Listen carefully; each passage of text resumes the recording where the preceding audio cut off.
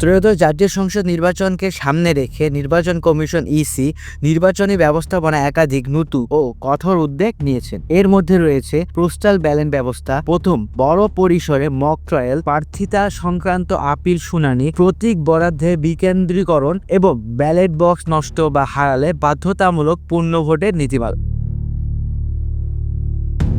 আজ থেকে নির্বাচন কমিশন প্রার্থিতা ফেরত সংক্রান্ত আপিল শুনানি শুরু হয়েছে। প্রতিদিন গড়ে ৬০ থেকে ৭০টি আপিল নিষ্পত্তি লক্ষ্যে নির্ধারণ করা হয়েছে। শুনানি কক্ষে আপিলকারী সহ সর্বোচ্চ ৩ জন প্রবেশ করতে পারবে।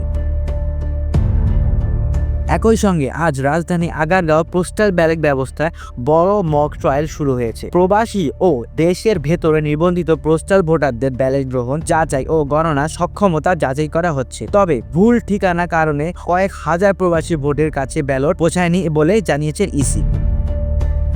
এদিকে নতুন পরিপত্র অনুযায়ী কোনো কেন্দ্রের ব্যালট বক্স নষ্ট বা হারালে তাৎক্ষণিকভাবে ভোট বন্ধ করে পূর্ণ ভোটের ব্যবস্থা নেওয়া হবে। পরিস্থিতি নিয়ন্ত্রণের বাইরে গেলে পুরো কেন্দ্র বা আসনে পূর্ণ ভোট হতে পারে। সব মিলিয়ে আসন্ন নির্বাচন ও গণভোটকে সামনে রেখে প্রশাসনিক প্রস্তুতি, স্বচ্ছতা এবং নিরাপত্তা নিশ্চয়তা করতে নির্বাচন কমিশন আগাম কঠোর অবস্থান নিয়েছে। রাজনৈতিক বিশ্লেষকদের মতে এইসব উদ্যোগ নির্বাচনের গ্রহণযোগ্যতার বড় পরীক্ষা হয়ে উঠবে।